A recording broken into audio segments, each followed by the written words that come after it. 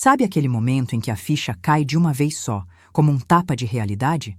Pois é, foi assim que Maria Clara percebeu que para a própria família ela era só um detalhe dispensável.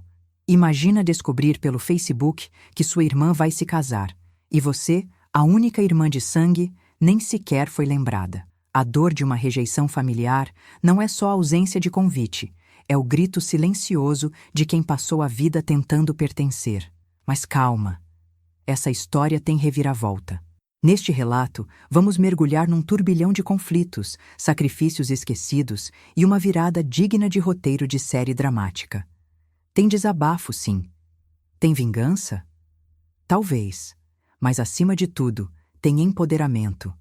Se você já sentiu que sempre dá tudo e recebe migalhas emocionais em troca, prepare-se. Essa narrativa é um espelho poderoso e pode, inclusive, ser a centelha da sua própria transformação pessoal. Você está prestes a entender por que tirar o teto foi muito mais que um ato de despejo. Foi um grito por justiça emocional. E aí, bora continuar? Maria Clara não esperava ser o centro das atenções, mas também não imaginava ser ignorada no momento mais importante da vida da irmã. Descobrir por acaso, nas redes sociais, que Ana Júlia iria se casar, sem nem ao menos um convite, foi como levar um soco invisível. Não é só sobre o evento em si, mas sobre o que ele simboliza: um rompimento silencioso, uma exclusão cuidadosamente arquitetada. A rejeição familiar dói mais que qualquer término amoroso. O baque maior veio ao telefonar para a mãe e ouvir, sem rodeios, que ela não era considerada família. Ali, não era só a voz no telefone que falava, era a história inteira de uma vida sendo riscada em segundos. Quantas vezes nos moldamos, abrimos mão, tentamos caber? Maria Clara seguiu seu caminho com independência, sim, mas isso deveria ser motivo de orgulho, não castigo. A dor de ser excluída não estava só nas palavras, mas no silêncio que a seguiu. É nesses momentos que a gente começa a se questionar: será que o problema é comigo? Será que ser diferente significa ser descartável? Maria Clara percebeu ali que os laços de sangue não garantem afeto e que, por mais que a gente se esforce, nem todo mundo vai reconhecer nosso valor. Mas calma, essa ferida ainda vai virar força. Tem gente que acredita que generosidade vem com recibo, mas Maria Clara deu sem esperar nada em troca. Quando os pais estavam com a corda no pescoço, sem dinheiro para pagar o aluguel, ela foi a primeira a estender a mão. Cedeu a casa própria, fruto de anos de sacrifício, de empregos pesados, de noites sem dormir planejando o mês. E o fez de coração aberto, sem contrato, sem cobrança, só com o desejo sincero de ajudar. A casa virou lar para os pais e para Ana Júlia, mas nunca foi reconhecida como o gesto que realmente era. Não teve um obrigado que valesse, nem respeito à origem daquele teto. E o mais cruel: no momento do casamento, quando Maria Clara esperava, no mínimo, ser lembrada, foi tratada como figurante da própria história. Isso é o que fere de verdade, quando o sacrifício vira invisível. Se você já foi aquela pessoa que sempre ajudou, que segurou as pontas da família, e mesmo assim se viu colocada de lado, você sabe exatamente o gosto amargo dessa desilusão. Maria Clara aprendeu ali que altruísmo sem limites pode virar passaporte para a ingratidão. Mas também entendeu que há um limite entre ser bom e ser bobo. E é aí que começa o ponto de virada. Depois de dias remoendo mágoas, Maria Clara fez o que muita gente teme: tomou uma decisão definitiva. A casa, que um dia foi símbolo de acolhimento, agora seria seu instrumento de justiça emocional. Não por vingança, mas por respeito próprio. Ela escreveu uma mensagem direta: queria a casa de volta. Sem floreios, sem justificativas. Foi um movimento de quem finalmente entendeu que não precisava mais se provar para ninguém. Silêncio. Esse foi o primeiro retorno. Aquele tipo de silêncio que grita, que carrega em si a arrogância de quem acha que a ameaça vai passar. Mas não passou. E então os telefones começaram a tocar. Chamadas da mãe, do pai, da própria Ana Júlia. De repente, a filha renegada se tornara protagonista, não por afeto, mas por conveniência. Só que agora Maria Clara tinha uma nova armadura, a consciência do próprio valor. É curioso como, quando a gente para de ceder, o mundo à nossa volta se desestabiliza. E isso é bom sinal.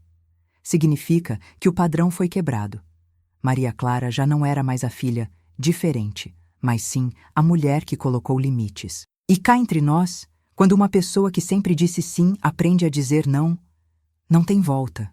A primeira a reagir foi Ana Júlia, claro, com aquele tom de desprezo típico de quem nunca precisou lutar por nada. Chamou Maria Clara de dramática, acusou-a de querer chamar atenção, como se despejar os pais fosse um capricho, e não a consequência lógica de anos sendo ignorada. É sempre assim. Quando quem sempre se calou resolve falar, vira o vilão da história. Os pais não ficaram atrás. Vieram com a clássica cartilha da manipulação emocional. Você não pode fazer isso com a sua própria família, depois de tudo que fizemos por você. Frases prontas, recheadas de culpa, mas vazias de reconhecimento. Agora, de repente, todos se lembravam que Maria Clara fazia parte da família. Ironicamente, só quando perder a casa virou uma ameaça real. E Maria Clara, firme, pela primeira vez, com voz própria e sem ceder às chantagens. Ela deixou claro. Isso não era sobre o casamento. Era sobre dignidade. Sobre não aceitar mais ser usada. E o mais bonito foi ver que, mesmo sendo bombardeada por críticas, ela não se desequilibrou. Quando a gente tem clareza de propósito, até as acusações perdem força. O que ninguém esperava era que o noivo de Ana Júlia, o tal do Roberto, fosse o estopim de uma virada épica. Ao descobrir que a casa onde vivia com a futura esposa era, na verdade, da irmã excluída, e que Ana Júlia sabia disso o tempo todo, ele não engoliu. Cancelou o casamento. Simples assim. Não quis se casar com alguém que humilha a própria família. Isso, meus amigos, é caráter em ação. Foi um golpe seco. Ana Júlia, acostumada a ter tudo do jeito dela, de repente viu o castelo desmoronar. A noiva perfeita foi desmascarada, não só perante o noivo, mas também diante de amigos e família. E tudo por conta de uma verdade simples que ela tentou esconder. Que alguém ali tinha feito sacrifícios reais, enquanto ela vivia num conto de fadas, bancado pela irmã que desprezou.